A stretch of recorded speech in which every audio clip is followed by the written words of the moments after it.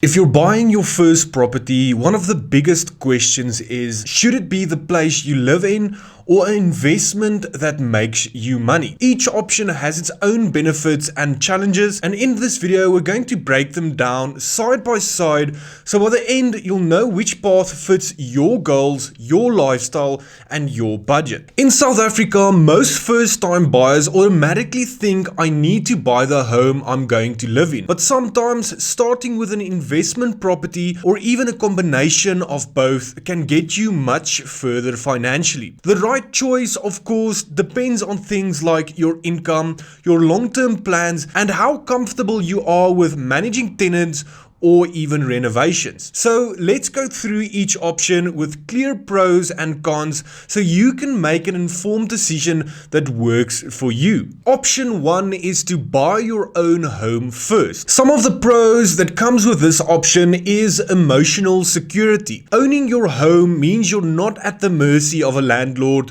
You can decorate, renovate, or even keep pets without worrying about rules. This stability can also reduce stress and give you peace of mind at the end of the day. Another one worth mentioning is stability for your family, and this forms part of the emotional benefit that you get. Living in one home consistently allows your kids to stay in the same school, they build friendships and develop a sense of community. It also reduces the logistical challenges of moving every few years if you had to rent. Another pro, and this is a big one, it's forced savings. Every bond payment you make builds equity. Even if property values are slow to increase, the act of paying off the bond is like a disciplined investment. Another big pro is freedom to make changes. Unlike rentals, you can renovate your kitchen, you renovate your bathroom, you can change things in your garden.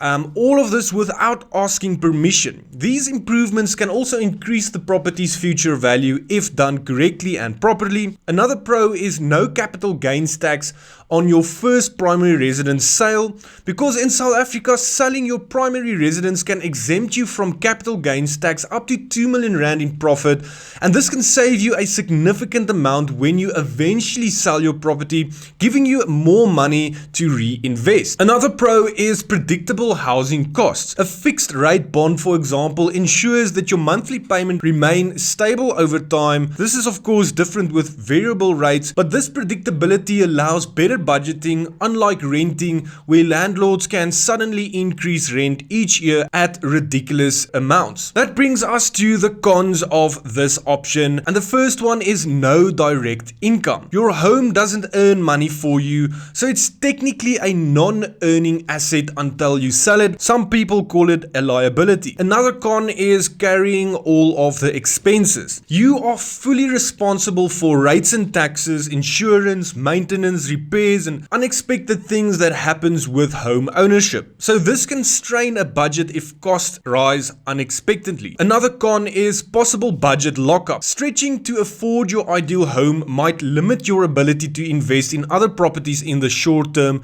and this really happens quite often. Another con is slower wealth growth. If property prices in your area increases slowly, your money may not grow as quickly compared to investing in high yield rental properties. We cannot simply predict the market and work on speculation. That brings me to the second option, to buy an investment property first. So the first pro is it generates income. Rental income can cover part or all of your bond, and over time the tenant's payments effectively help you build equity and reduce your personal housing costs. Another pro is location flexibility. You can live wherever you want while investing in the areas with high rental demand. For example, properties near universities or business hubs often provide better rental yields than purely residential suburbs. Another pro is tax benefits. Expenses like maintenance, insurance, property management fees, rates and taxes, levies, bond interest, they may be deducted from your taxes, and this reduces your taxable income and can improve your cash flow at the end of the day. Another pro is you build equity faster.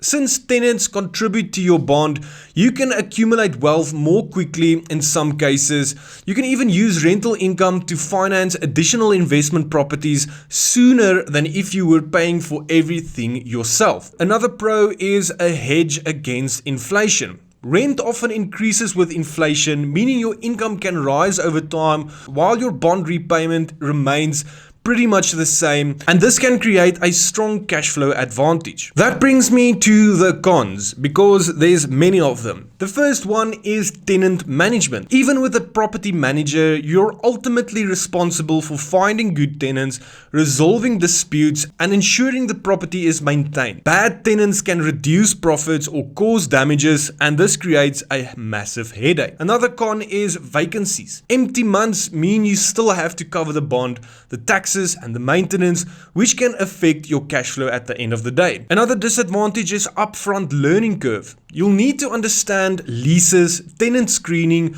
basic property management skills to actually succeed in the rental market.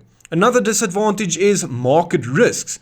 Rental demand can fluctuate based on the economy, interest rates, or area-specific factors, and this could ultimately impact your rental income or property value. That brings me to the third option, which is a hybrid strategy where you combine living in the property and generate income at the same time, or plan to convert your first home into a rental later. The first option is live now, rent later. The pro here is you start with security of living in your own home while paying off your bond, and once you move, you gain rental income without having to deal with tenants initially. It allows a gradual transition into property investment without rushing into rental management. The con here is that your property might not be in the ideal location for tenants, which could limit your rental income. You also only start generating cash flow after you move out, delaying your financial benefit. The second option, and this is a very popular option, is house hacking. Some of the pros is that you rent out a spare room or a backyard cottage to cover part of your bond or monthly expenses, and it helps you to learn property management skills on a smaller, lower risk scale while living on site. It can also make home ownership affordable even with a modest income. Some of the downsides is it's reduced privacy due to sharing your space with tenants or flatmates, and it requires a layout that supports the separate living space, which may limit your property choices because not all properties work with house hacking. The third option is to live to flip. You buy a property below market value, live in it while renovating, and increase its value significantly over time, and this helps you to avoid paying rent elsewhere while working on your investment. It also allows flexibility to sell for a profit or keep as a rental property afterwards. You can ultimately decide. But some of the cons here is that renovations require time, money, and project management skills, and living in a renovation site can be uncomfortable and disruptive. So, should your first property be a home or an investment? If you value stability and long-term security, your own home may be the best starting point. If you want to grow wealth faster and you're comfortable with the work, an investment property might make more sense. And if you want the best of both worlds, one of the hybrid strategies could be perfect for your situation. The key is to match your choice to your lifestyle, your financial position, and your risk tolerance.